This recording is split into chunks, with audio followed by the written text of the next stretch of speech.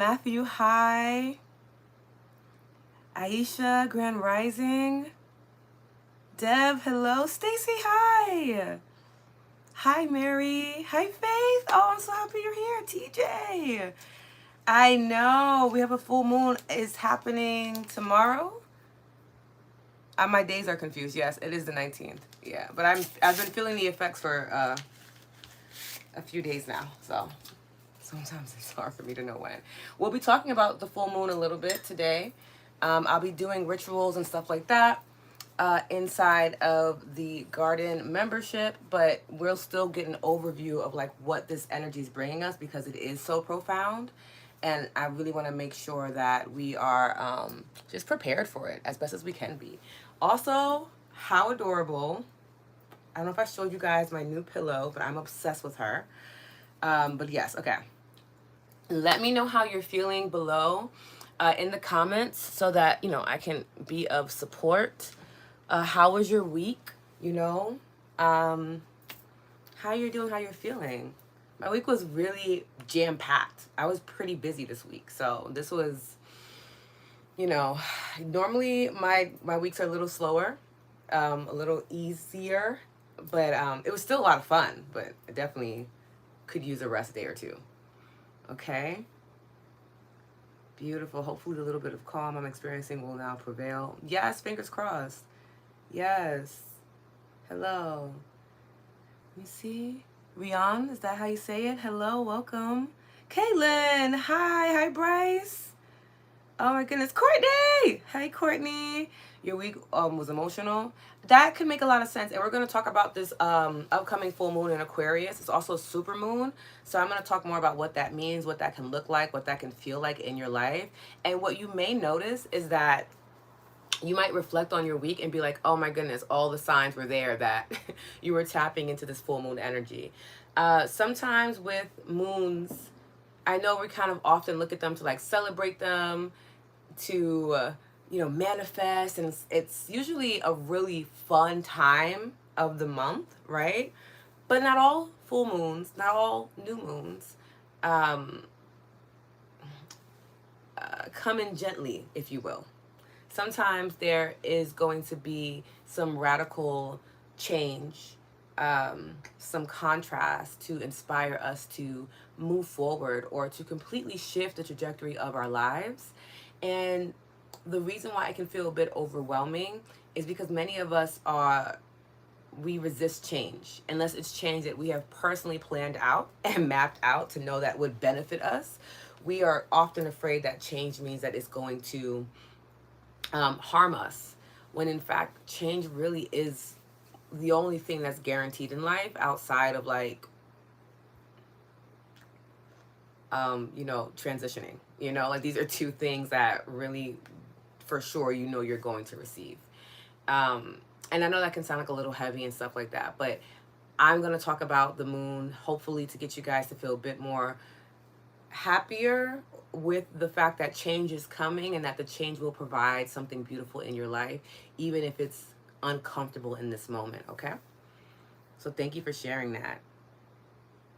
Oh my goodness, Matthew. Okay. I feel like I'm aligned pretty well. Love this for you. Tough work week ahead, anxious. Hopefully by the end, Mary, you will not be feeling anxious. Most times when we are feeling anxious, not anxiety. If you're diagnosed, that's a different thing because there's something happening in the brain when it comes to your chemistry. But if you're feeling anxious, right, or anxiousness, it usually means that you are really thinking ahead and you're not being present in the moment.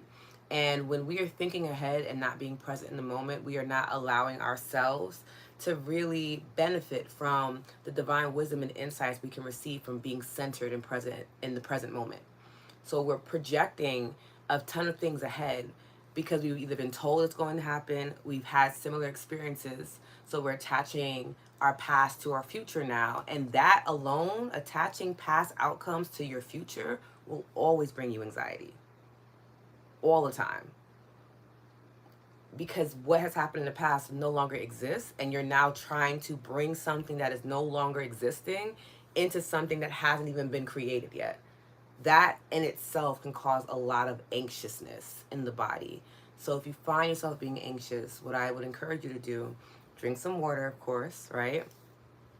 Sit with yourself for a little bit, maybe even lay on your floor if you have like a hard surface to lay on, palms facing down to ground yourself.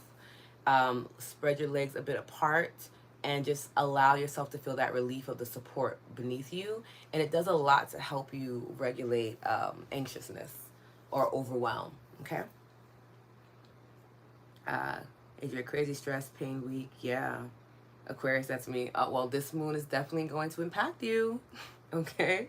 Goddess Mo, hello. Grand Rising had a full week getting ready to serve the unhoused and underfed yesterday. I'm in pain today, shoulder blade and back and fire. We'll be listening today. Hi, Goddess Mo. Oh, I hope you feel better soon.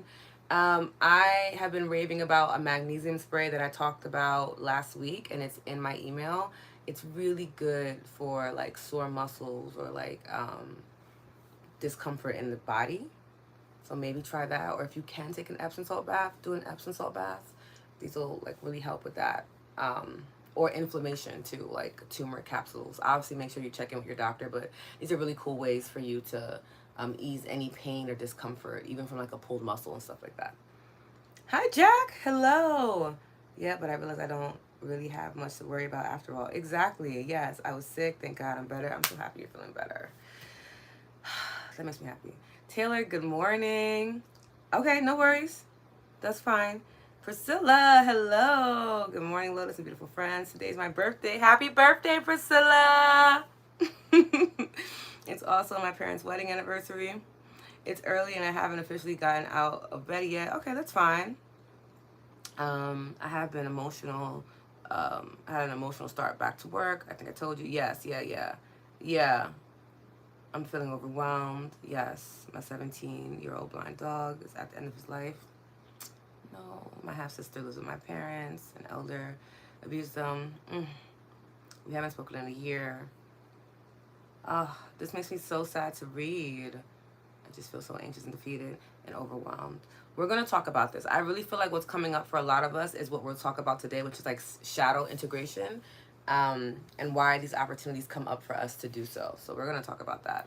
But Priscilla, first and foremost, happy birthday. My prayer for you is that this year is good to you, that you notice more of the sweeter things in life than the sour, that you are able to feel gratitude in any situation, knowing that it is ultimately placing you in alignment for you to have a beautiful unfolding. And more importantly, that you just feel good in your skin, you feel good in your body, you feel good in your mind and in your spirit, and that continues to follow you throughout this upcoming year and, you know, the years after, because you deserve that. So happy birthday to you. Okay? There we go. Here we go. Yes, happy birthday, Priscilla. Yes. Silverback, we were saying happy birthday to Logan last week. Yeah. Me too, very busy. I've had a lot of energy. I've been very flirty lately. I love this for you, TJ. Oh my gosh, yes. Yes to being flirty. I had a win. I cleaned my room and organized my life, which made me feel so much wonderful. I love that. Yes to our wins. Actually, that reminds me to get my other phone. 1 second. So I can document our wins. You guys know I'm big on that as well. Here we go. TJ, that was a great win. Thank you for sharing that. Thanks for the suggestion. Yeah. I'm going to always give suggestions. However, make sure that it works for you and, you know, your body and your lifestyle. Okay. Yes, Lisa, hello. Hello. Yes, hi. Oh, no worries, Mary. Come back when you can, okay? Oh, this is beautiful. Ah, everybody, hello. Okay, this is wonderful. Okay, let's get into it. So, I want to talk first and foremost about the super moon, full moon in Aquarius that's coming up tomorrow, that plenty of us from the comments that I'm reading are already experiencing, and what that's going to look and feel like, and how we can utilize it to help us navigate this next cycle of life. Okay. All right. So first and foremost, what is a super moon? I don't know if you guys have heard the term before, but we do have super moons every now and then, and they're pretty awesome, honestly. It just usually means that the moon is closest to the earth. That's pretty much what it means. But also, too, in a spiritual sense, when you have the moon that close and the moon is in control or influences the water of the earth, which is symbolic of our emotions. And we, too, are made up majority of water as well. So we can feel that tide. We can feel that pull from the moon. And it can make us feel a little out of order. That's where the term lunatic comes from. Actually, it has a pretty like racy past, but what back in the day, before there was real like women's health, right? They assumed that when there was a full moon, women would become more emotional, making them lunatics, like it's in the name, right? It's kind of like, it affects everyone, no matter how you identify. But that's where the term comes from. Or like things happen under a full moon. It's because your emotions are heightened because the moon is full, it's illuminating, so there's no place for you to run from, right? Normally there's like a shadow part of the moon, right? Like when it's in a crescent, we have a shadow part of the moon, right? When it's at half, we have a shadow part of the moon, first quarter, things like that. But a full moon, there is no shadow of the moon, right? It's the whole entire moon is illuminated. And that's a beautiful time for you to integrate any shadow work that has been coming up for you. And that's what we'll be talking about today, how we can integrate the shadow, what the shadow is. Because again, I do acknowledge the fact that there's a lot of discourse around the word shadow or shadow work, and it's seen as this very tumultuous thing to do, when in fact, if you approach it from a certain way, it could be really healing and really revealing for your experience, okay? So we already know that full moon symbolizes the peak of the lunar cycle, right? This also means that we are at the peak of our own cycle, of our own emotional well-being, right? And it's a great time for manifestation. And when I say manifestation, I mean like to get into alignment. And I'm going to continue to decolonize that word because a lot of people think it's about bringing things into your life. And really and truly, it's just about witnessing what's already been here. All the things that you desire are already here. Otherwise, you wouldn't have the desire for them. They already exist in your atmosphere. It's about aligning to that frequency so that you can experience them on a physical level, right? So the full moon is a great time for us to do that because we can literally use the illumination of the moon, right? Along with the sign that it's in to help us see what it is that we truly want to experience in the present moment, okay? Now we have Aquarius energy, one of the fixed signs. You guys know I'm a fixed sign baby, so I do enjoy fixed sign energy a lot. It's ruled by Uranus, the planet of change, innovation, rebellion. So these are the energies that are also coming with this full moon. And it can bring a strong urge for freedom and authenticity, right? And a lot of times when people talk about liberation, people talk about freedom, people talk about authenticity, you don't realize like there's a shadow aspect to that, right? In order for you to want freedom must mean that you are what? You are trapped or you are oppressed, right? In order for you to want to express authenticity must mean that there's something disingenuous happening in your experience, whether you feel like you're not being your most authentic self or the environment that you're in is not being its most authentic self, or these dynamics that we have. Regardless, you're experiencing the latter and you want to experience the opposite, right? So when we have a full moon coming in to illuminate that for us, you can start to see why things might feel a bit more intense. So these are things that you've been feeling for a while. You've been feeling that urge for freedom for a while, but now with the moon illuminated, you can't run from it. It feels like you have to face it head on because there's nowhere to go but to face it and to move through it. Let me know if that makes sense, okay? Aquarius energy challenges us to break away from societal norms, encouraging individuality and progressive thinking. It allows us to feel back into ourselves of saying, hey, what is it that I enjoy? What quirks about me? You know, what's unique about me? And let me highlight that and honor that. And as I do so, I'm also elevating humanity, right? Because Aquarius energy is also about humanitarianism and making sure that we are caring for the people outside of ourselves as well. But I love that it has that dual understanding, right? Of that yin and yang energy, that me and us energy. So you really want to make sure that you're honoring your uniqueness and then sharing that with the world. Knowing that as you show up in alignment, it really does elevate the frequency of everyone that you encounter, even people that you don't, depending on how healthy your frequency is the best way I can put it, okay? Aquarius is also associated with community, right, and collective consciousness, as we just spoke about. And it urges us to think about the greater good while honoring our unique traits. So again, how does it work for me? How does it feel for me to honor my uniqueness, honor my gifts, my talents, my skill set? And when that feeling and I've come face to face with it, now what can I do with that to help provide for the world around me? Okay, it's a me first and then us. Okay, let me know how that feels for you all. Aquarius also rules the circulatory system, the ankles and the calves, right? But spiritually, it reflects the flow of energy and ideas, encouraging flexibility and forward movement. So again, if you find yourself in situations like we've been reading in the comments where things feel rigid, right? Things feel like, oh, if I move this way, I feel like things are gonna pop or break, right? Maybe my emotions might break down. Maybe my spirit might break down. This is an opportunity for us to embrace flexibility, right? A tree may sway and bend in the wind, but it does not break. Remember that you have this spiritual trunk that's rooted in the earth. Literally, this big rock that's orbiting in the planet, in the universe, right? That somehow houses all of life for us. You can anchor yourself, root yourself to that magic, which it truly is. It's literally, we are living on a miracle, right? Living in a miracle. You can attach yourself to that. Be rooted. Have a strong trunk, a strong center. So that way when the changes and breezes of life come into your life, you're not feeling like your tree trunk is going to break. You're feeling like, okay, I'm bending with the wind.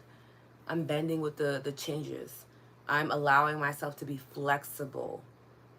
That's what this full moon, this supermoon Aquarius is offering us. So in moments where you feel like you're going to break, trust that it's either going to be a breakthrough or you're really just practicing being flexible. But it's never to harm you, to make you feel like you are not enough.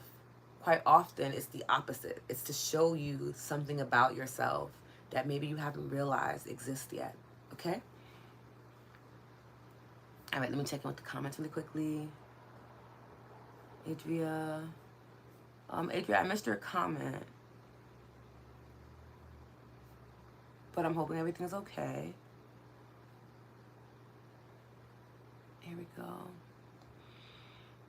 Hi, Marianne. It's in the email list that I sent out. So I'm not sure if you're on the email list. If you go back like 2 emails, there's a link that takes you straight there. If not, like look up, I forgot the name of it, but it's like a magnesium spray and it has aloe vera in it so that it's not as itchy. Probably Amazon would have it. If not, like Whole Foods. Okay. This has been an emotional week for me as well. Just moved my baby boy into college. I know. Oh, a lot of people are moving their kids into college this week. Especially emotional because my husband passed away just about a month ago. I'm sending you so much love. Losing a partner is hard. I'm super proud of my son and still going to school even though he could have stepped back. That's beautiful. And to have each other, to support each other through this is really beautiful too. I'm sending you so much love. I will light an incense for your husband. It's just what we do in our culture when people pass. Beautiful blessings. Yes. Thank you for sharing that with us, Aisha. Can we see your face, Lotus? Marilyn, hopefully you can see my face. It's been here for a while. Let me know. Pura vida, Amazon. Hi. Oh, Jack. Yes, yeah, there's nothing to be scared of. Lotus, thanks for another great email message last night. Throwing down the threads now. Yeah, we'll talk about the thread situation in a little bit. We'll talk about it because it actually has a lot to do with the energy that we're feeling from this full moon. Yes, yes. Thank you guys for supporting Aisha in the comments. I really appreciate that. Yes, yes, yes, Priscilla. Oh my goodness. Oh, Tashana, hello. Oh, you guys. Why did 3 Leo men ask me out on a date this week? Leo men. Sia, are you here? I was just thinking about you. Oh my goodness. Hi, welcome. Ayanla, right? How are you? Hi, everybody. Oh, so many faces. Oh, I'm not sure why. Can anyone else see my face? Marilyn, unfortunately, is unable to see it, but I see it fully in the screen, so let me know if anyone else has that issue. Okay, such a weird time of the year spiritually. I've unveiled with the moon. Such a beautiful time. Yeah. There we go. Okay. Perfect. Okay, perfect. Marilyn, it might be, you might have to hop out and come back in and see if that works. Okay, if not, I'm also on YouTube, so it might be easier to see me there. Okay, perfect. All right, yes. So we spoke a little bit about the supermoon, Aquarius energy, and what a full moon, a full supermoon in Aquarius can feel like. It can have intense emotional revelations, right? You might experience sudden insights or emotional breakthroughs, revealing truths you've been hiding from yourself and others. So again, lots of things being revealed that can feel very uncomfortable for us when we're used to having things be in the dark, right? Where we feel like, they're safe, they're unseen, no one's going to question us about it. We don't have to really think about it as much. And now, because we have that full illumination of the moon, there's nothing in the dark right now. And that's a great opportunity for us to bring what was in the dark to the light and integrate. Okay? A desire for freedom, like we spoke about earlier. There may be strong urge to break free from restrictions, whether it's in relationships, work, or personal habits that no longer serve you. Increased sensitivity. This amplified energy can heighten your sensitivity to your environment and the emotions of others, making it important to practice grounding and self-care. Super important. The reason why Aquarius energy is so intense is because it is a fixed sign, right? It's anchored in that truth, the same way that Scorpio energy is anchored in transformation and death and rebirth. These are very heavy topics, so you can't kind of have that fluidity that the other signs can provide you. You need it to have a centeredness so that you don't feel like you're being overwhelmed in that emotion, okay? Also, a call for authenticity. You may have a strong push to live more authentically, shedding personas or behaviors that aren't true to who you are anymore. This is an opportunity for shedding, for a realignment, for coming back home to yourself. And it's very important that you take this opportunity to do so, because if you're not willing to look at everything in your life, right, and the illumination of this moon, you're going to invite in a period of intense and extreme contrast. And I don't want you to have to do that. Again, this might be your journey. So if it's your journey, it's your journey. But if you have a choice, if you have a level of influence over this experience, I would prefer you and encourage you to take some time between today, tomorrow, and the next day to sit with what has been in your shadow, what has been in your darkness, that yin energy, right? And bring it to the light, okay? Let me know how we're feeling. I get that, TJ. Yeah, Leo men are intense. Yes, okay, yes. Let me know, Marilyn, how that goes. Sometimes happens if your device is in landscape versus portrait. Okay, thank you. Yes, Rahana, yes, exactly. Yes, there we go. Yes. Y'all are too cute. I love this. Okay. All right, let's talk about shadow. You guys know that I am a big fan of dark feminine energy. I really do my best to decolonize the word dark. That it doesn't mean that there's something evil or wrong about us. In fact, it just means the things that are not illuminated. That's really all the shadow is. It's just the things that are not in the light. But I love to remind people who have this weird relationship with darkness, or dark feminine energy. Like, you come from that. Like, when we are born, we're in the womb, it is dark. when we are being created, when the bones are being grown, the organs, the ligaments, the heart, these all things are happening in the darkness. It's dark. You're in a womb, right? Whether it's the cosmic womb of the universe or the cosmic womb of your birthing person, regardless, you are in darkness, and in that darkness you are being developed. You are literally being given the foundational things you will be using when you go into the light. So if that's what's happening from our birth, from our conception to our physical reality here in this physical plane, I want us to begin decolonizing that understanding that darkness is evil or unwanted, when in fact it's a lot of wisdom. And when you go to your shadow side, when you go to the darkness that's within us all, we all have this. Okay, I don't care if you consider yourself a light worker, if you're like a love and light warrior, all these things are sweet, but there's also another side to that, because you cannot have light without dark. Light would literally become obsolete if there were no darkness, right? Yin and yang energy, they come together for a full experience. This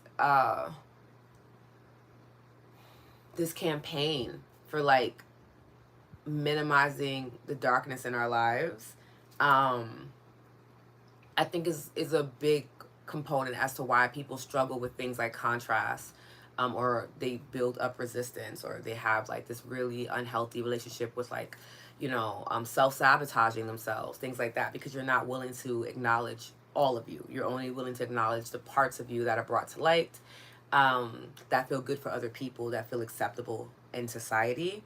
And that means that you're only living as half of yourself. And there's another half of you that has a lot of wisdom and truth and is untainted by society, right? But when we bring that to light, society immediately tends to be like, oh my God, that's so weird of you, or that's so strange, or ugh, we don't do that. It's like, maybe it is weird. And maybe you don't do that because you don't take the time out to explore that side of you, right? But darkness is not synonymous with toxicity or harm at all. And we destigmatize that, we decolonize that, because that's rooted in whitewashing of it being like, if something is white, that it is pure, it is of goodness. That is inherently racist, right? Like, people who are of a darker complexion, who have melanin in their skin, would inherently be considered dark and evil, right? Like, it's in the language that we use in wellness too. So that's why that's why I advocate for us to have a better understanding of what shadow means, what darkness means in the spiritual and wellness communities, so that we can stop propelling inaccurate truths to other people that are joining in, right? There are younger people every single day, older people who are coming back to their spirituality, coming back to their wellness. And we want to make sure that when they do so, they have a better understanding of what it is that they're going through. Let me know if that makes sense, okay? But yes, what is the shadow? The shadow is the part of ourselves that we tend to reject and hide, and it can often be linked to shame, guilt, or fear, right? And from my understanding, from what I've been learning on my neuroscience journey, is that shame, guilt, and fear, things like embarrassment, they're all considered protective emotions. They are things that we feel that are supposed to keep us in alignment with our tribe, right? So we might feel shame so that we don't stray too far away from the tribe, so it'll bring us back home, right? We may feel guilt so that we do not go too far from the tribe, and it keeps us at home. So they're considered protective emotions. I love this understanding of it too, because it removes that negativity that's usually attached to things like guilt, shame, fear, embarrassment, and you get to look at them for what they are. I often speak about how fear is a friend. It is not this enemy that you have to hate and, banish from your life. Again, that's that whitewashing, that's that colonization of wellness and spirituality. Fear literally shows up because you're about to do something that is unknown to your physical experience consciously, and your fear is like, oh my goodness, is this safe for us to do? Like, what happens if you get injured or hurt, or what if you don't know what's going on and someone makes fun of you?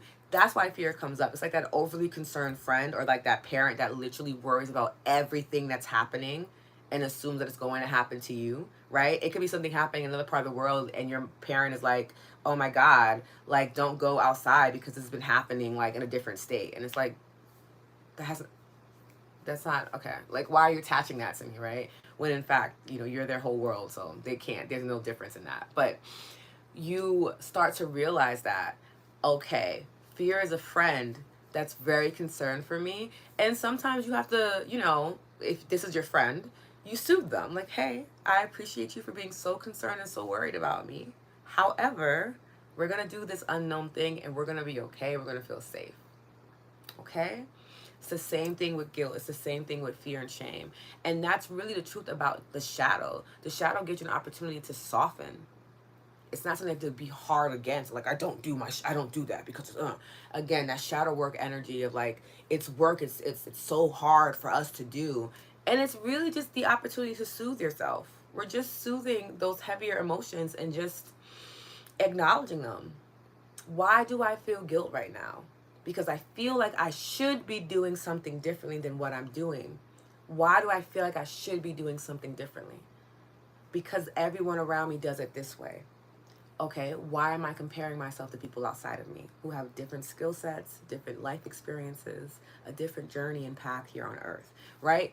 As you start to peel back in the shadow, what happens? You become softer and you become more certain of who you are.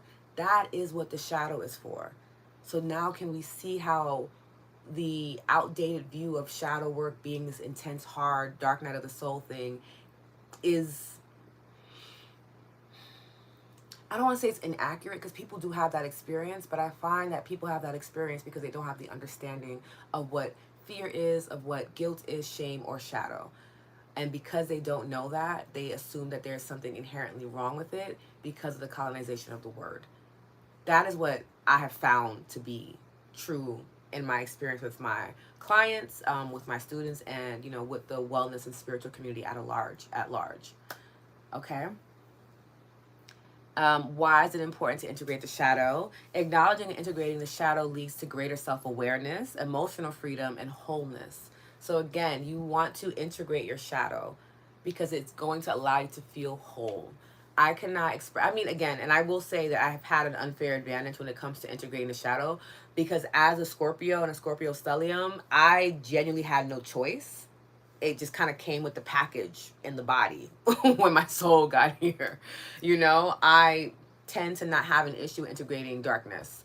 Um, and I feel like that's part of my journey here is to share that so people can see, like, as someone who fully embodies her darkness and her light, um, that I'm still like a decent person. I think people assume that someone who's dark is like malicious and like secretive and sneaky and manipulative, and it's just like, I mean, can you be that way? Yeah, but I also feel you can be that way as a light worker, as someone that, you know, only claims to operate in the light, which is again inaccurate. There's no way you can do that. But like, that feels very disingenuous to me, right? And in that there's manipulation, right? There's something to aspire to that's not actually obtainable, right? It's like psychological warfare. However, being someone that's always been comfortable with their darkness, I have allowed myself to just be all that I am. I am messy and inconsiderate as well as I am organized and a considerate person. It just depends on the time and the experience that I'm having in life, right? The intention is that as I get older, I become more wiser and I'm able to flow in between each one and know when it's necessary for me to have that and when it's necessary for me not to have that so that I can continue to have a fuller experience, a whole experience, right? And that's ultimately what we all want to be able to have, to be comfortable with all parts of ourselves, right? Like just to be comfortable with it. And then when we start to experience more of ourselves that are unknown, because again, I want to say like over 80% of us is like the subconscious mind, right? And like we have a mere 5-10% that is conscious. So you still are going to continue to experience more things about you that you don't consciously know, but they've always existed in the subconscious. The subconscious is also the darkness, right? Where the conscious is the light. Okay, and when you understand that concept, you see how important it is to integrate your shadow, integrate your darkness, because there's a lot of it, right? Let me know if that makes sense. Yes, yeah. Leo men are so intense. They're cutie pies. Lotus, light and dark, priestess of the shadow. Oh, I love that. Actually, that's such a beautiful name. I absolutely love that. Like, yes, I thoroughly enjoy shadow work. Okay, Marquand. Hey, yes, Amazon. Thank you. A teacher just said similar. Think it. Oh, think it. It protected you. So powerful. It did. Yeah. The dark energy that I was just, but it also allowed me to be a very caring and empathetic and loving person to other people in my life who um are a bit more prone to like being on the light side, right? They are able to find peace and safety with me because I'm not judging you on the things that society considers to be messy or mm, like not okay to say in public. And you'll notice that in our lives, right? That's why people can share their wins, right? They can share their light, as well as like, yo, this was a hard week and I'm having these experiences, right? I'm experiencing grief from losing somebody that I love. You'll notice that in the comments there's both happening, right? Because I hold space for your darkness because it's a part of who you are.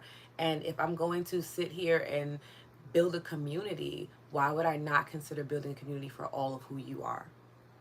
So that your whole self can be present.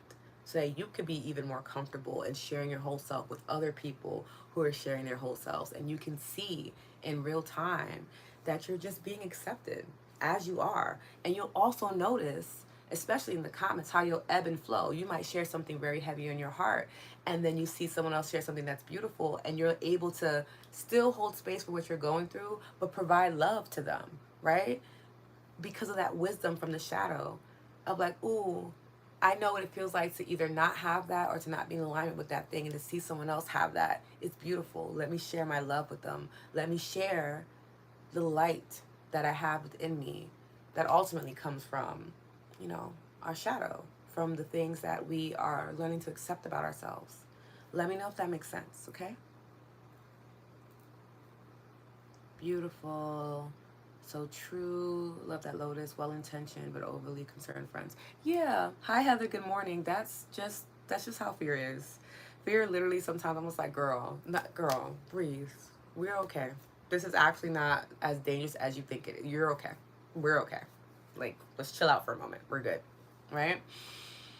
Yes, I'm a Scorpio sun. I have a Scorpio stellium too. Aisha, so that you know, you probably had a very intimate relationship with darkness. It's just something that we cannot avoid. Scorpio moons, yeah. If you have a Scorpio in your top 3 on your Venus, you tend to really feel it a lot, right? I have been thinking about my photographic memory. It's your superpower. I love this for you, Matthew. That's a helpful insight. Yes, this group is so supportive, here for each other's ups and downs. Exactly. That's the purpose of community. It's not just where like, oh, we only come in here to feel good. We come in here to feel. like, and however that looks for us is what we'll experience together. And I really believe the reason why people are able to share heavy things and, lighter things in this specific community is because I do my absolute best to create a container where you feel okay to. You're not going to be judged. You're not going to be redirected. It's more of a, yeah, say what you need to say here. I trust that everyone is mindful and considerate enough to not say anything that could be triggering to someone else's experience. That's why I always offer that you can DM me about something that might feel heavy, and then we can have a proper container for that as well. These things are important, right? These things are important on the healing journey. They're important in your wellness journey too. And we'll talk about that a little later. But yes, the shadow self is like the moon. When it shows up, all is illuminated. Exactly, Amazon. Thank you for sharing that. You're so strong. I love it. Thank you, Matthew. I appreciate that. Yes, yeah. So now we understand the shadow and why we need to integrate it. Here are 3 ways that you can integrate it. First and foremost, through self-reflection. You guys know I love a little me and me time. Spending time journaling, I say this all the time, about the traits or behaviors you find difficult to accept about yourself, and ask why these traits exist and what they're protecting you from or what they're guiding you towards, right? So again, if you are someone that doesn't like to put pen to paper, that's totally fine. You can also audio journal, you know, you can voice record. There are so many different ways, but the point is to document and then to reflect and see what's coming up for you, right? So for myself, one of my darker traits when I was younger in particular, like it was very intense. I was very controlling, right? Like I needed to be in charge of everything, which made me extremely organized and a really great leader, right? However, I was very demanding, right? And when I started to integrate the shadow, and this happened like really young, maybe like in my early teens, when I was like, oh, I'm a little too controlling, like this is a little intense, like even for me, like what's going on, because I felt extremely unsafe in the environment that I was in. I was transitioning from being like at home with my grandparents in Long Island to like living with my mom in New York City, and then having to start high school in New York City. So it brought up a lot for me, and I wanted to have some sense of centeredness, and control was the easiest way for me to exhibit that, right? So once I realized that, I started to work on ways to be less controlling. And it's still something I'm working on to this day. Be very clear. You know, you ebb and you flow with it. But I allowed myself to understand that if I feel the need to control, it is because I feel unsafe. That's what's happening. I feel unsafe, so I feel like I need to take the reins so that nothing happens to me in my body. But that's also an invitation for me to call on my source, to call on my ancestors, my angels, my spirit team, because they're always there and accessible for me, especially when it comes to my safety. That's like their number one priority, is for me to be safe so I can live out my journey and my purpose on earth. Like that's what they're here for. That's what they do, right? And now that I have that understanding, when I feel that need for control, I often look at it as an invitation to get closer to God, to get closer to my source, to my angels, and be like, hey, I'm gonna really need y'all to pull up, because I'm feeling like I want to just be in control of something, and I know that that's more damaging to me, right? So the controlling part is not the shadow itself. It's like a symptom of the shadow. Does that make sense? Like it's trying to get my attention. The same way that we get pain in our body so that we can pay attention to what's going on, I feel like those symptoms come up. The fear, the guilt, the shame, the controlling aspects, right? Maybe you're manipulative, or I know for like a lot of kids too, they tend to, what around what age? Like between like 5 and 10. They tend to like lie a lot, and parents are always just like, oh my God, I'm raising a liar. Like what's happening? And it's like your child is really accessing the fullness of their imagination. It's usually a symptom when someone lies a lot. It usually means that they weren't given a lot of time for them to explore their imagination in their childhood. So they're exploring it now. And now there's different consequences because they're a lot older. And because things can be like fact checked and things like that. But most kids, like that's where like imaginary friends and things like that come from. Like it's an opportunity to explore your imagination. But if you don't have a safe space to do that, it then becomes, it festers and turns into, you know, a skill set of, you know, lying that eventually harms people. Let me know if that makes sense. Because I tend to often talk to like a lot of my parents about that. I'm like, I don't think that they're like a malicious person. I just think your child is trying to express their imagination.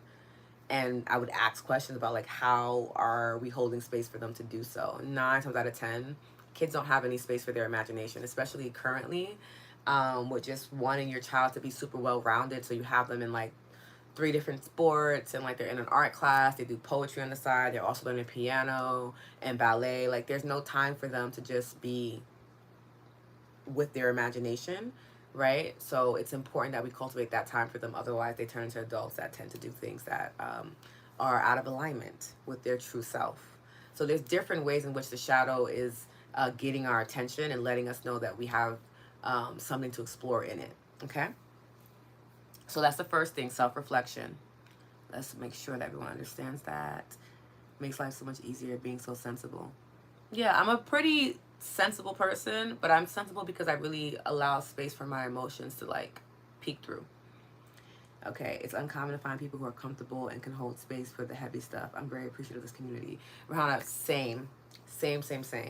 I am very fortunate enough to have not had an incident in my entire teaching career where someone felt unsafe with me. And I mean, that's a big deal. I think that's more important than any award you can possibly get. It's just knowing that people have been in my orbit and been in our community and have felt safe to be themselves, maybe for the first time in their existence. I don't take that lightly. This is exactly why I have the type of lifestyle that I have. I know a lot of people might consider it rigid. I actually met someone, they're like, you don't drink? And I'm like, no, but that's also because I do a lot of energy work, and like, I don't really want to take any chances on, having my energy not be what it needs to be for my community. Like, I'm intentional about my lifestyle, about the things that I eat, the way that I sleep, the way that I take care of myself, because I know that it is that centering thing, that centering aspect that's going to allow me to keep a safe space for the people that I care about, and that I love. And if you're in my community, I care about you and I love you and I want you to feel safe with me. You may not always feel safe with me, but that is my intention. And I realize that when people get triggered in our dynamic, it is usually because when you get triggered, and we've talked about this before, I think there's a lot of thoughts going in my head now. I'm getting a lot of downloads. Okay, we're gonna do one at a time though. I don't want to be overwhelmed. Perfect. Okay, so funny thing is that a lot of practitioners joke about being a safe space, of like, yeah, if someone's triggered around me, like, I'm doing my job, right? And it's because when you are being triggered, it's an invitation from your subconscious mind to say, hey, you're actually safe in this moment and you can explore this heavier topic. But a lot of us are taught that when we are triggered, we're actually in an unsafe space. Trigger happens after the trauma. Like, the traumatic experience was the unsafe space, but you being triggered and being brought back to that experience doesn't necessarily mean that you are unsafe. It usually means the opposite, that you're in a safe environment and something has triggered you to go back there. It's an invitation for you to now accept and witness that trauma for what it is, so that you can integrate it or you can make peace with it and move forward, right? It's an opportunity to make it, make a big T a little t, for people who use that terminology. But a lot of us miss that because we assume that if we're being triggered, we're unsafe. But I want you to think about the times in which you have been triggered and really think about if you were unsafe or if you just felt unsafe, because those are two different things. And I have plenty of examples of where I felt unsafe. There was one example where I was in a very abusive relationship when I was younger, and unfortunately, like, my jaw was dislocated in the experience. It was not great at all. And then in the next relationship that I was in, we were having a conversation, and my partner at the time had like touched my face like this, and it completely triggered me. I think that's the first time I really experienced being triggered, because it was such a visceral response. And I immediately thought that I was back in a space where this person was going to harm me again. And he had never, ever, ever even had any signs of doing this. But because it was so inherent in my body, just him touching where the trauma initiated, right, in my face, I didn't even have anybody touch my face before outside of that experience. So it completely blew my mind. And I responded to him as if he was the abuser. It was just a scary experience for both of us, honestly, because my visceral response to him, and it was in a public space, people thought that he was the abuser. It was a whole thing. And I had to go into the bathroom, and luckily I had been in therapy at the time, and I had been studying like CBT, so I was taught to like jump up and down to regulate my body to keep me safe. So I was jumping up and down in the bathroom, breathing, crying. My friend came in, she was holding my hands, reminding me that I was safe. In that moment, though, I was actually safe. I was sitting in a restaurant with my current boyfriend and my best friend. I was as safe as I was going to ever feel. But because of where I was being touched at on my face, I instantly thought that I wasn't. So that's why I gave you that story, so you can see it. I was physically safe, even emotionally so. And it was an opportunity for me to come into that experience and witness that trauma and be like, wow, I actually am touch deprived. I don't like a lot of people to touch me because it makes me feel unsafe because of a previous relationship. That's what I had to unpack. And I was able to do that, obviously, through therapy and utilizing my skill set. But it's very important that we can witness these things, so you can stop thinking that if I'm triggered, I'm unsafe. Or if I'm triggered, I keep bringing up the same bad habits in my life, and when will things change? No, you're just being invited to revisit something because you now have the ability to do so. But if you don't think you have the ability to do so, you'll always just get sucked back into that trauma. It'll just be a bad cycle until you choose to redirect yourself. Okay? Let's see. Lotus, I didn't know you lived on Long Island when you were younger. I did. I lived between Long Island and Queens. Yeah. We try to gain control when things are not safe. Yes, exactly, Heather. Yes, wow. That's such a big feeling. Yeah. I feel this is who I am now. Love this. Oh, I'm so happy, Michelle. I feel control, natural response for fear. Yeah, it's just, it literally is that. Controlling people. Even now when I mean controlling people, I'm just like, oh, there's something you were afraid of. Whether it's the fear of failing, the fear of looking stupid in front of other people, the fear of being inadequate. A lot of controlling people are controlling because they feel like they are not enough. So they try to create environments where they could feel like they're enough. It's like a false sense of confidence.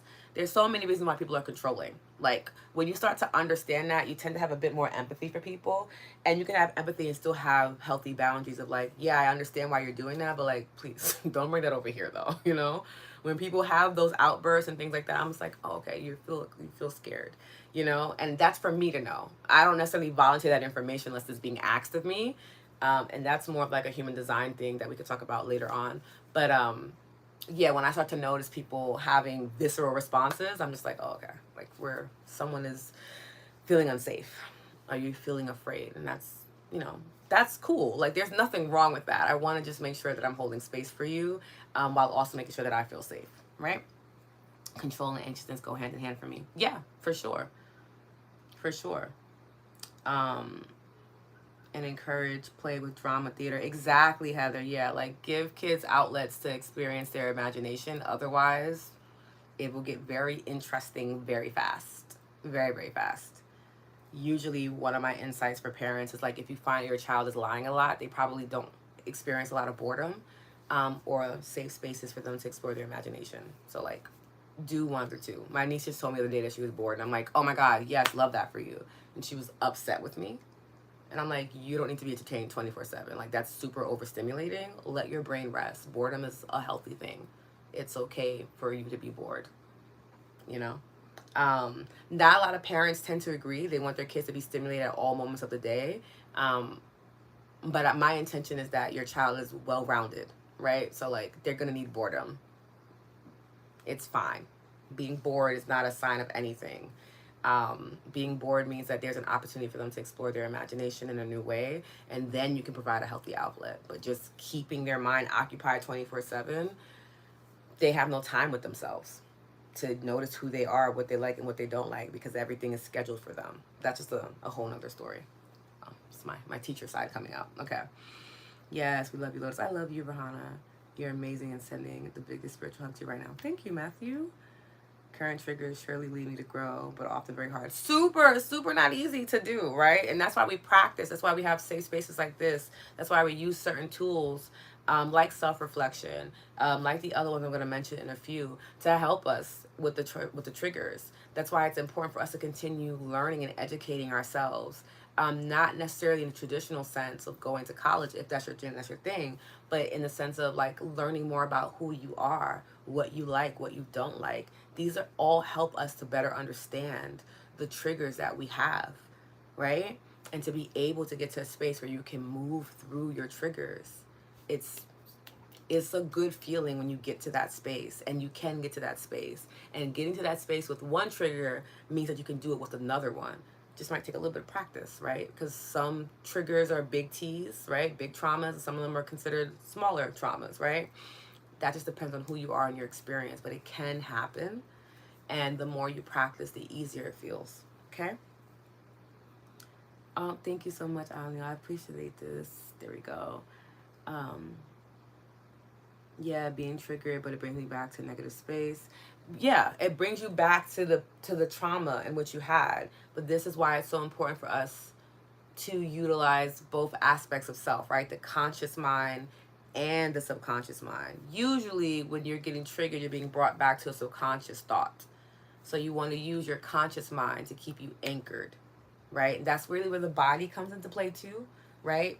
You may know, like, we'll talk about it because EFT is a next talking about when using EFT for shadow work. You'll notice that, like, touching yourself, like, the reason why you're able to say those harder things as you're touching yourself is because you're feeling touch. Like, this is distracting you, for lack of better terms, from the heavy thing that you're talking about. Having to do some type of motion, incorporating your body, is bringing the mind and the body connected, to bring it together into connection, so that way the energy can flow, so you're not feeling so overwhelmed. Usually when you're feeling overwhelmed from a trauma, it is because you have disassociated with the body, right? It's like an out of body experience. You forget about the body. That's why like cognitive behavioral therapy is really important as well, like EFT, somatic practices, because if you can remember to be in your body, you can almost like a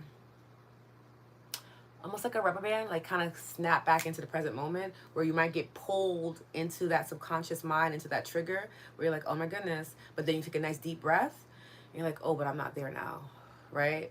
Or, you know, you get pulled back and you start tapping and you're not there now. You can do that and start to close that gap for you. And that's what EFT does when it comes to using it for traumatic experiences. It closes that gap, so that way when you are getting triggered, you're not feeling like you're literally back there, right? Especially people who experience some form of PTSD. Like, you go back to it as if you're literally there in that moment. And in your brain, everything is going off and firing like you're back there again.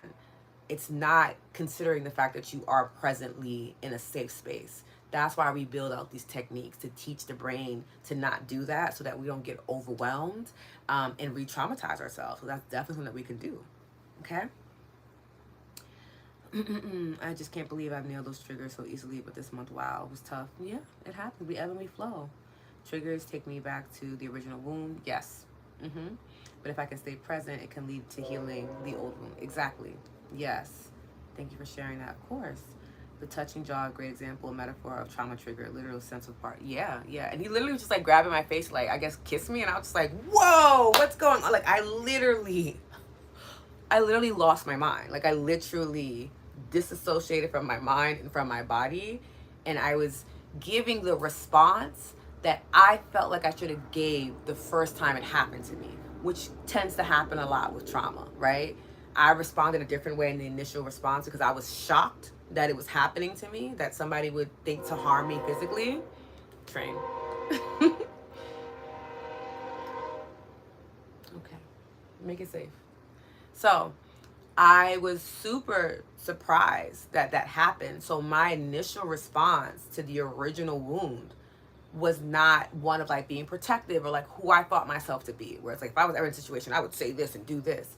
So then having a second opportunity, we tend to go to do the thing that we should have done, or that we felt like we needed to have done for us to feel safe. Again, it's that opportunity. We're searching for safeness, even in the experience of trauma, right? Because we need it to feel like we're not dying physically or emotionally or mentally, spiritually, right? So we're looking for that safety. So when my partner at the time touched my face and had that response from me, it was me trying to assert safety for myself, because I felt like I didn't do it the first time, when in fact that's a whole nother story about deconditioning, what happens in like a victim's mind when they replay things, right?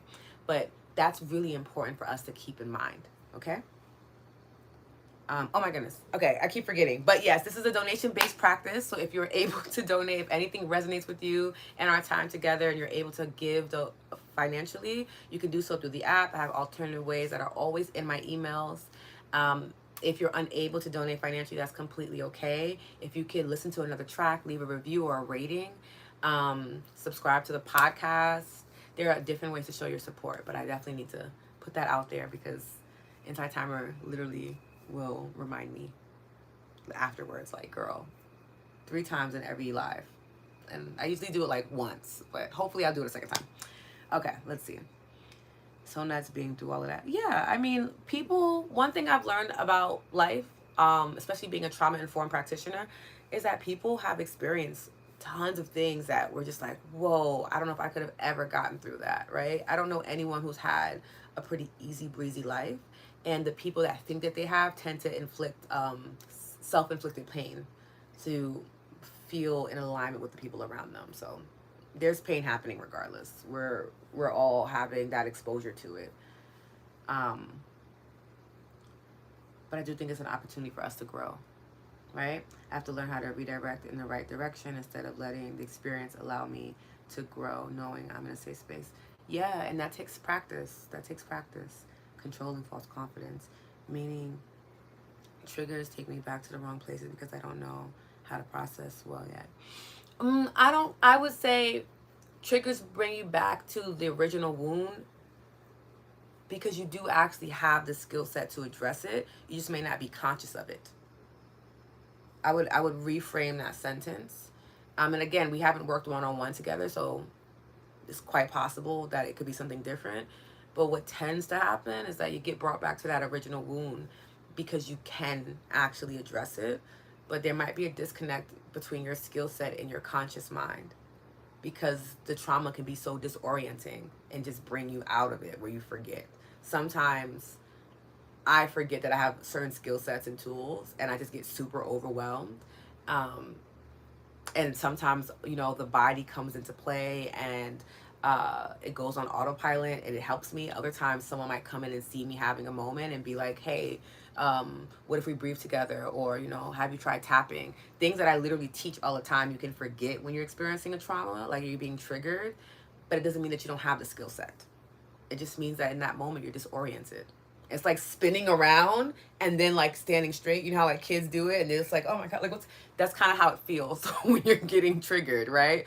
It doesn't mean you don't know the space though. It just means that you're disoriented in the space. But like once you get settled and centered, you're going to be able to navigate the space. So I just kind of want us to reframe the way in which we speak to ourselves and about ourselves because we are a lot more influential and powerful in our experiences than we realize. Okay? Bored, yes. I have many things I want to say so much. Oh, Matthew, yeah, say what you can. So good for children to be bored. I'm so glad I found my people because people look at me like, what? I actually had one parent who was so pissed at me because I wouldn't let their child do their homework for like the following week. And I'm like, he's already done like 4 homeworks. I would like for him to go play. And she's like, but if he wants to be, and oh, you should let him do that. I'm like, yeah, not in my classroom. Like, I'm not going to let him work on homework that's coming up in 2 weeks when, like, he can go and play right now and, like, be social. Like, he needs social wellness. He needs to communicate with other people. No, then you need to take your child out of my class because he's going to enjoy his friends because that's what he needs. And she was so, oh my goodness, I got reported, had to deal with the principal, things like that. It was a whole thing. And I'm like, yeah, I still stand by my statement. Like, my goal is to make sure your child is well-rounded. If he's getting panic attacks because his homework is not done for like the Thursday of 2 weeks that hasn't even happened yet, like he's 7. Like, dude, no, I'm not doing that. But yeah, boredom is a thing. It helps. Kids need to be bored. Boredom helps with slowing down, patience, and resistance to the grip of commerce. It does help with that. I know that. Encourages self-reflection, problem solving, critical thinking, flexibility. Exactly. There's so many benefits to being bored. I encourage us to have more boredom in life. Yes, Heather, I agree. I'm the same way. Yes, children are too overscheduled. Yes. Thank you so much. Yes, it's so funny. I'm just like, my niece literally looks at me like, girl, let me do something. I'm like, why don't we just look at the clouds? Let's go hug a tree. And she's like, oh my God, fine. And then afterwards, she's like, I do feel better. I'm like, I knew you needed to hug a tree. Like, work with me. Tashana, thank you so much. Matthew, thank you so much for your donations. Yes. Thank you for discussing this. Of course, I felt like it was important because this is literally what the Aquarius super full moon is bringing up for us. Like, we are having this experience. I'm feeling scared today. I'm listening to this discussion while trying to do all the things, Lotus, drinking water, having electrolytes. I love that. Tea with honey, ginger, and cinnamon. Ooh, okay. I would even try like chamomile, like a soothing tea. Ginger can make us feel a little bit more energized. And if you're already feeling anxiousness, something soothing like lavender, chamomile, even like a mint, like a peppermint, would register in the body a little differently. Okay, ginger warms us up. Cinnamon too is not considered like a soothing spice. It's to bring about change, even energetically. Trying to connect with my breath. I don't want to ruin this day, my birthday, my parents' wedding anniversary. I want to live freely. I don't want to live in fear of my sister, fearing for my parents. You don't have to. However, I can understand why you feel like it's just going to happen that way, because we experience heavy things and then we attach ourselves to them. So what I would suggest you doing, Priscilla, I feel like you have a sweet spot when it comes to tapping. Try tapping on that sweet spot. Okay? Or maybe tapping here, or tapping on the collarbone, taking some deep breaths. Okay? Yes, yes, okay. That's a good tea too. Yes, feeling that so much. Are there ways to feel safer with your family setting? Yeah. Yeah. Yeah, so there's like a legacy of anxiety in your family already. Yeah. Yeah, tap. Tap and let me know how you feel before we end the live today, okay? Okay. So we talked about self-reflection. The second one that I want to talk about is obviously EFT. We touched on that a little bit. Using EFT to address the emotions tied to your shadow, right? Or to the anxiety that you may be feeling, to the depression that you may be feeling. Tapping through those points is going to help you to regulate your emotions, to free any emotions that feel trapped in the body, to allow you to witness any trauma that's coming up for you. So again, tapping. And two prompts that I have is like, even though I'm ashamed of whatever it is, I deeply and completely accept myself. So it might be, even though I'm ashamed of feeling so anxious, I deeply and completely love and accept myself. Even though I am ashamed of feeling so anxious, I deeply and completely love and accept myself. And just tapping through those 9 tapping points, or tapping on one point and saying these things, helps us to regulate in the moment, okay? Or even though I'm afraid to face my anxiety, I choose to release this fear. Even though I'm afraid to face this trauma, I choose to release this fear. And you can just go through the other 9 points and say just even that one sentence and help yourself to regulate, okay? And the last one is creative expressions, a great way to integrate the shadow. Channeling your shadow into art, writing, or movement. Creating from this space allows you to express and acknowledge hidden parts of yourself without judgment. Okay? Which is super important. We tend to experience things like shame, guilt, fear, embarrassment. And the first thing we do is judge ourselves when we are supposed to love ourselves. And that sounds super cheesy, but it's very accurate, okay? So utilizing art, which is such a beautiful healing modality, to write, to paint, to dance, to move. Art is so healing when it comes to integrating your shadow. And it is something that I often encourage people to do, even if it's just like getting an adult coloring book and coloring a few minutes out of your day. These are ways for you to practice art and allow yourself to integrate your shadow. But I want you to notice that I gave you 3 ways to integrate your shadow, and none of them are tedious. None of them are hard to do. Journaling in some shape or form to witness patterns, tapping with a statement, and doing art. Those 3 very simple things can provide so much nourishment and healing to your life, okay? Okay. So how are we feeling about this? Because that's the shadow integration work that we will be focusing on for this full moon in Aquarius, this super full moon.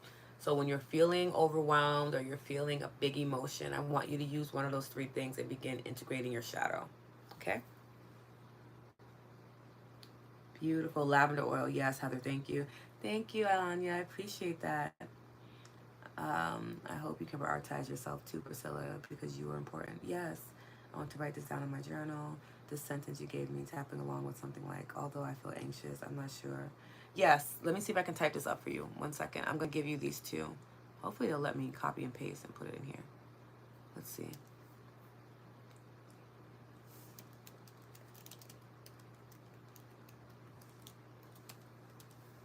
Ah! Wait, it's not letting me put all of it in here. Hold on. Here's 1. And you guys can like screen record this or like take a picture. That's 1. And then I'll give you guys the second one that I just used.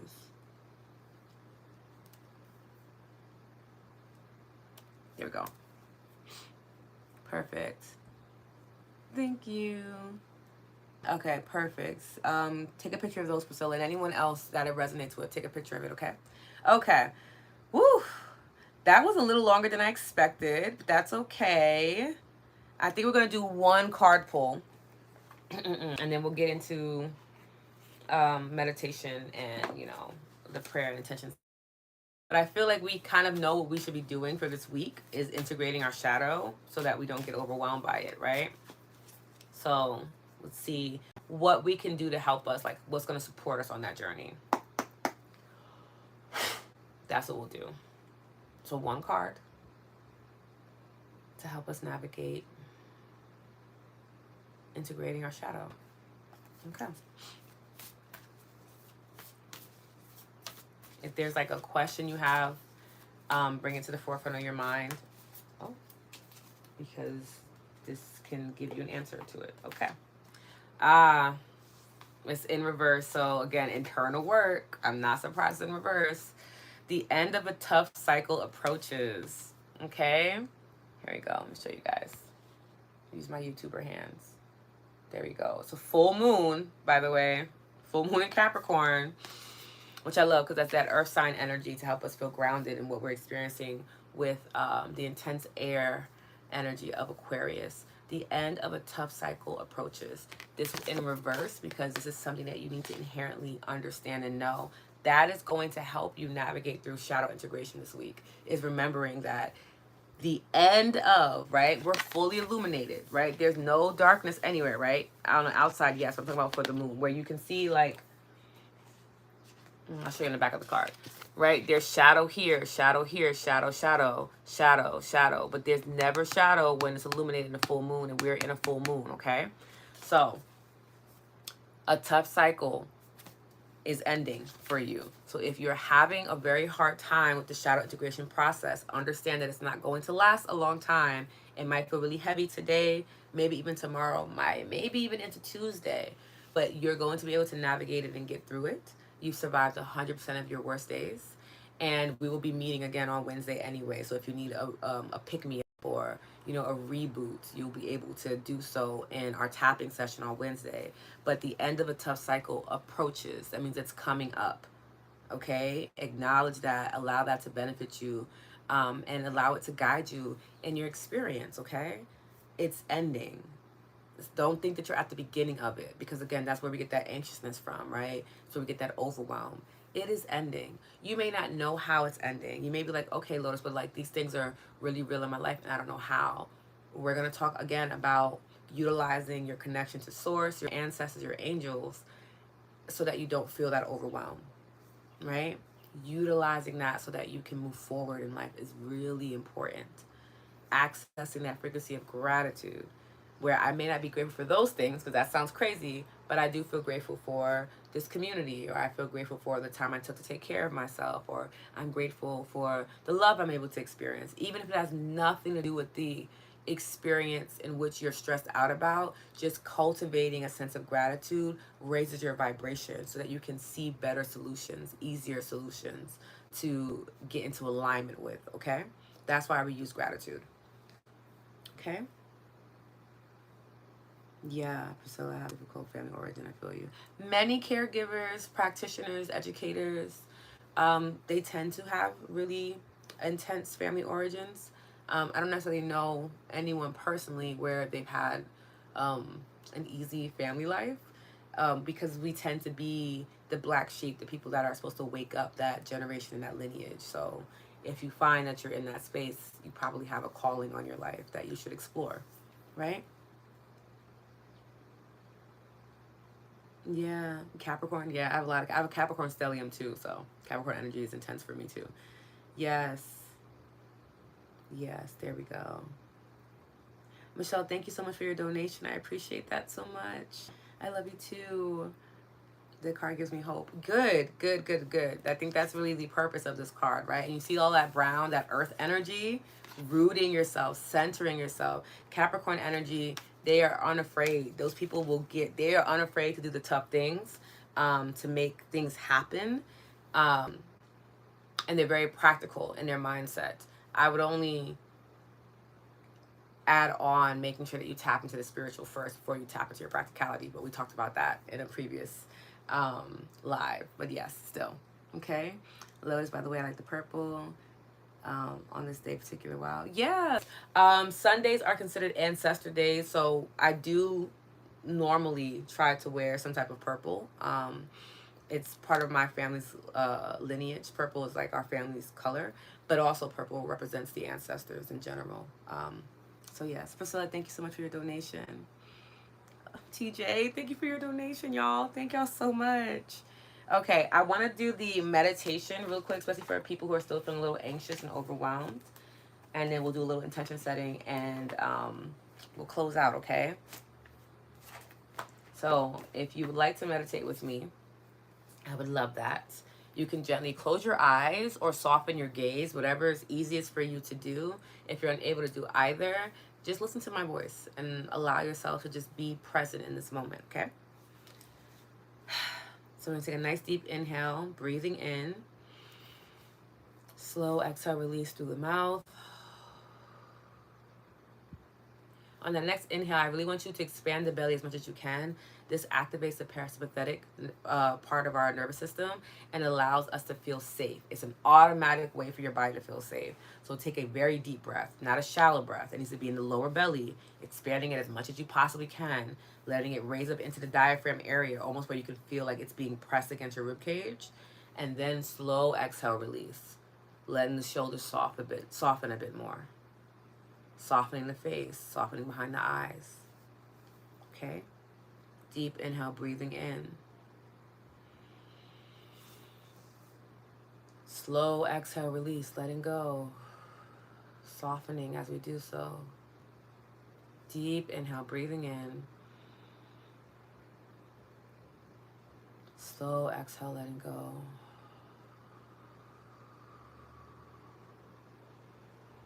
Deep inhale, breathing in. Slow exhale, letting go. And continue to breathe. And we're going to focus on integrating our shadow and illuminating any hidden truths. I want you to continue to use your breath as an anchor in this meditation. Allow it to keep you centered, to remind you that you are safe.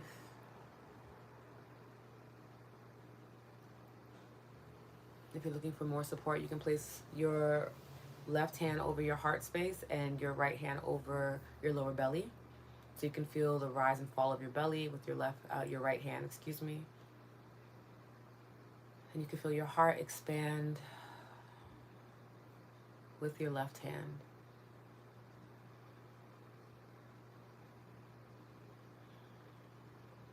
As we're breathing, I want you to remember that you are safe in this moment. Despite what you may be thinking or feeling, for the next couple of breaths, you are safe.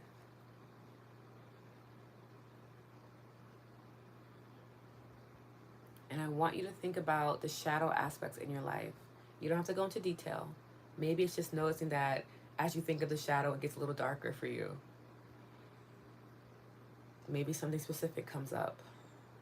As it does, I want you to continue to use your breath as a guiding light through your shadow. Deep breath in, breathing. Exhale, releasing.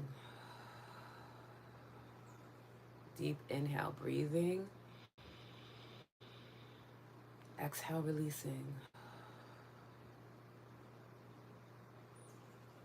We're going to meditate on what we experience and learn today in our session together.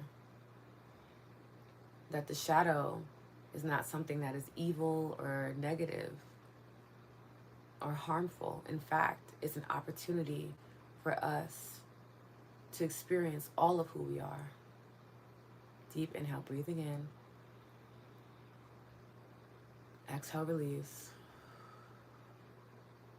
It's an opportunity for us to discover things about us we are unconscious about. It's an opportunity for us to explore, to soften.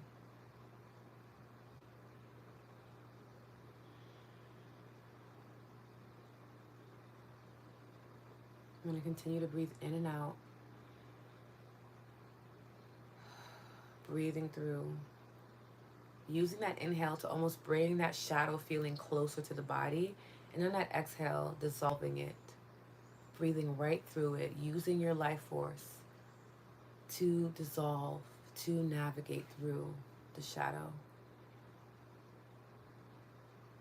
Exhale, release. Create space for yourself to feel.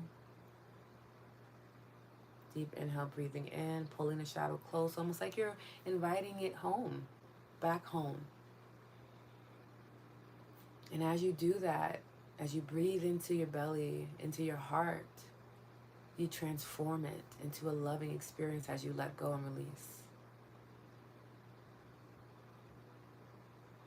Your shadow gives you the opportunity to witness where in your life you are unsatisfied, where in your life you are unseen or unsafe.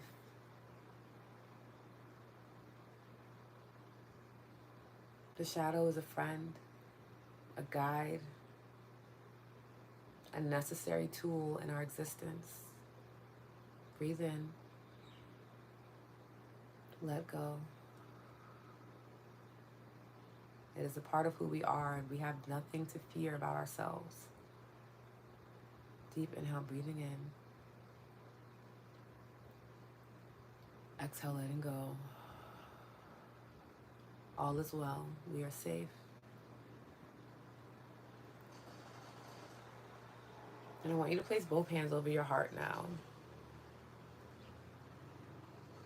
And I'm going to say a prayer for the collective, and then we'll set an intention for the week.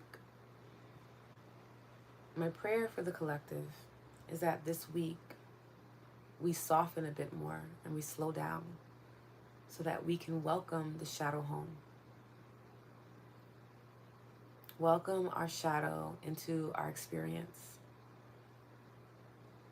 Look forward to the wisdom it will provide us on how we can navigate our lives, how we can be more of who we are, how we can continue our unfolding in this life.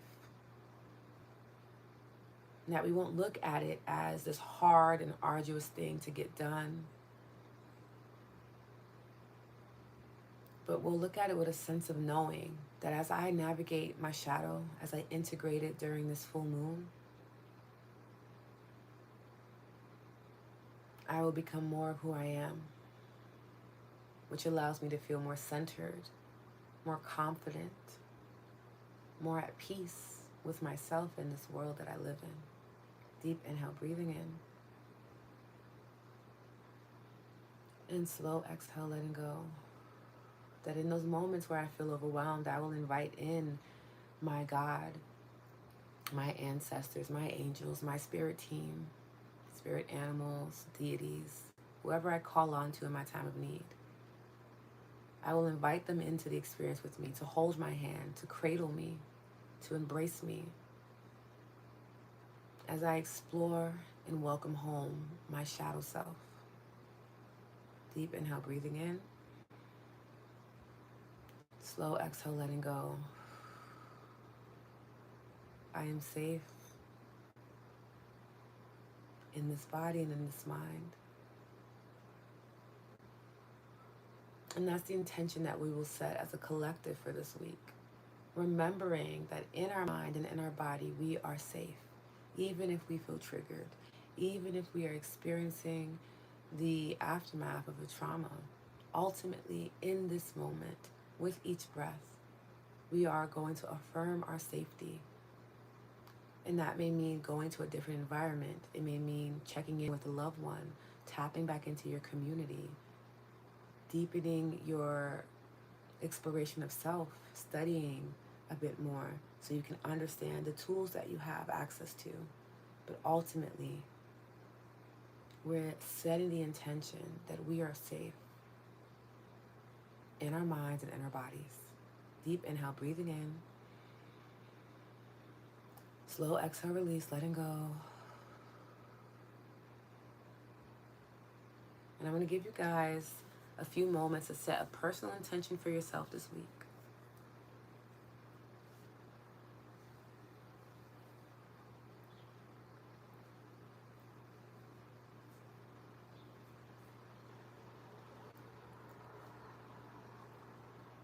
And then I want you to begin breathing in, letting go, coming back to this moment, feeling centered, feeling more like your true self. Okay? Let me know how you're feeling in the comments below.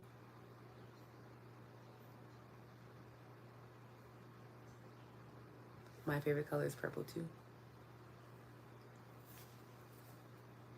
Let me know how you're feeling before we close out Lotus Hour, or Lotus Hour and a half, okay?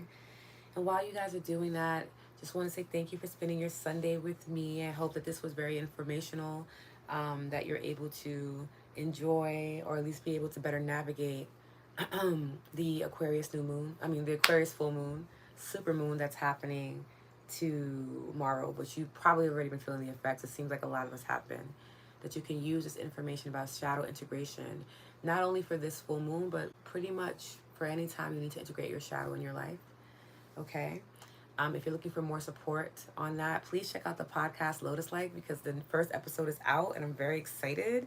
And we'll have a collective watch party on Friday of this week where you can come. I'm going to send out like a tea recipe that we could all make together, and we'll watch the episode in real time together and just talk about what comes up for us, hang out with each other, see each other face to face. It'll be really nice. The link to the watch party is in the email I sent out yesterday, and it'll be in the email that I send out on Tuesday.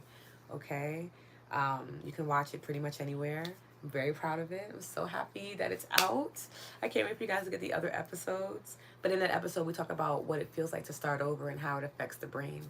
How you can get your brain on board with starting over. And I feel like for a lot of us, we'll be in a season of starting over. I think that's what this full moon will be ushering in for plenty of us. And we might need that extra support, so it's there. And we have our midweek check-in, our weekly tap-in session on Wednesday at the same time. So you'll have some added support. And I thank you so much for being here with me. Again, this is a donation-based practice, so if you are able to donate, I deeply appreciate it. If you want to donate off the platform, you can always do so as well. If you need additional support, if you want a personal card reading, if you would like to work with me one-on-one, feel free to DM me. We can see what makes sense for both of our experiences, okay? I feel amazing. I love this. Thank you, Lotus. Ginger, you're so welcome. I needed this. Thank you, Lotus. You're so welcome, Michelle. Alanya, you're so welcome. I'm feeling hopeful and grateful for all of you being here. Priscilla, that's a big jump. That's a big leap. And I just want you to know how incredibly powerful and influential you are in your life, okay? Dina, feeling relaxed and centered. Yes. Glenn, thank you. You're so welcome. A bit scared, but amazing. Sometimes we need a little bit of fear. Doesn't mean it's a bad thing, right? Thank you, Lotus, and everyone, of course. Thank you. Congrats. Thank you. Please help me find the strength to not ruin my birthday and my parents' anniversary today. I don't want to give in to my fear. Remember that your fear is your friend. It's not a bully. See why the fear is showing up. Why does it feel like you're going to ruin it? You really can't ruin your birthday or your parents' anniversary. Sometimes we give ourselves a little bit too much credit as to the type of influence that we have in other people's experience. However, if you feel like your day does not go the way you need it to for your birthday, that is okay. You were born today, but you can celebrate your birthday any day. You can do a redo, reset, start over. We're still in that Mercury retrograde energy too. Anytime you want, okay?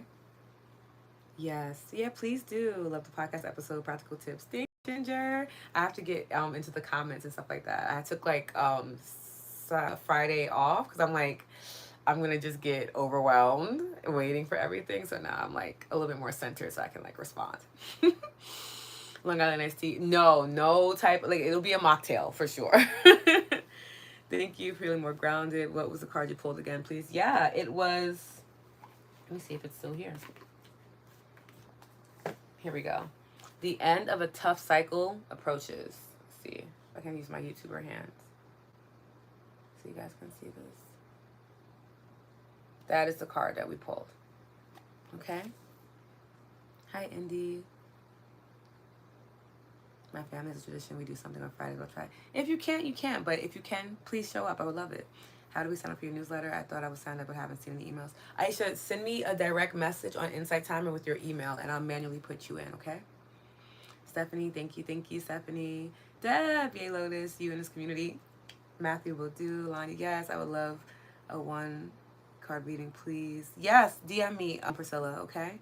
Especially love Lotus Hour today. Blessings and love to everyone. Love you, Rahana. Yes, thank you. You're the best. Oh, thank you. Yay. I love that you guys love Lotus Hour too. I want to feel calm and not argue and get into anything regarding my sister. Yeah, then breathe. And remember that, your sister can behave however she chooses to. That's her and her experience. It doesn't have to involve you unless you choose to be involved, right? If you know that someone in your life is going to be a bit more chaotic, you don't have to engage, okay? That's not something that you have to do. Even though you might feel this pull to do it, it's a pull because it's a habit that you have. It's not a part of who you are, though. At any moment in time, you can disengage. That might be what you're being invited to do now, right? Imani, hi. I happened upon your live, which arrived just on time. Gratitude. I'm so happy you're here. Kaylin, thank you, love. Blessed to have you as a teacher here. I love you, Kaylin. Thank you, Indy. Imani, welcome. Yes, welcome, welcome, welcome. Not to be involved. Powerful. Yeah, it's a choice. You don't have to be involved.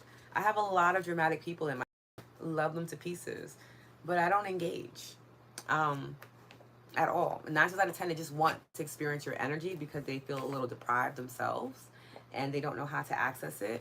And it's so funny that you're bringing this up. Universe is so interesting.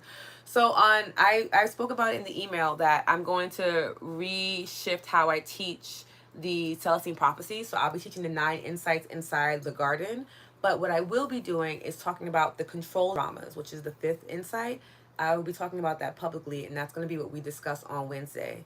So it's really going to be a great time for you to understand dynamics. Priscilla, I don't know if you can be there, but please watch the replay. We're going to talk about that because it's powerful, like powerful stuff. But the 9 insights will be taught inside the membership. However, this one was really what the universe sources asked me to express publicly. So I will be talking about control dramas, what they are, why they happen, and it's really just about a need for energy. So I strongly suggest that if you are struggling in any type of dynamic where you feel unseen or unsafe, or you're like, these people drain my energy, or I find that I might be draining people's energies, I would definitely show up for Wednesday because it's going to be, I'm really excited to share it. It's one of the most profound things in the book. And I think it'll do a lot for this community, especially because we tend to be caregivers and practitioners, and we need that insight, that understanding. It's really good, okay? So, yes, you don't have to engage at all. You are allowed to choose something completely different, all right? I need to work on that, knowing my sister can't control how I feel. No, she can't. She also can't influence it unless you don't want her to. You're a lot stronger than you think. But we'll explain why on Wednesday, why that happens, though. So it's very interesting. But yes, beautiful. Also, Priscilla, if you have like a selenite wand, I would like wand myself or sage myself before I interact with someone that you feel could be overwhelming. Okay? How to watch the replay? Maria, the replays are always available on my YouTube channel under the same name, Lotus Aloba, okay? Kaylin, thank you so much for your donation. It's going to be on Wednesday at 7:17 a.m. But again, the replay will be available by Thursday. So you don't have to watch it in real time, but I strongly suggest that everyone watch that session. It is going to be very impactful and profound, okay? And we'll still be tapping at the end of it too, okay? I'm rereading Celestine. It's amazing. Yes, I am as well. I'll be sharing more insights in the garden, some more audio sessions, and then we'll be having our coaching session in the group the last week of the month of August. I'm going to put that in there for the members. Thank you, Lotus. Mustache for feeling some kind of calm, money issues, injured, exhausted, but not letting anyone win. I need a win. I love this for you, Adria. Okay, Lotus, will old garden content be available for us late bloomers who will be joining later? Yes, once you join, when we reopen again in October, anything that's been placed there will always be placed there. I'll always have access, give you guys access to that. So when we're not having an in-person class or things like that, you'll have tons of content to catch up on. I have like over 100 posts in there already, and that's not even talking about what's accessible on my YouTube channel or my podcast. So there's tons of times for you to check in. You can still experience my energy even if it's not in real time through. That's why I have these different platforms, so you can continue to re-up, realign however often you need to. Okay. Wow, great suggestion. Yeah, no problem. Okay, y'all. I love you so much. I will see you on Wednesday, or if not, I'll see you in my Tuesday email. Okay. Have a great Sunday. All right. Bye.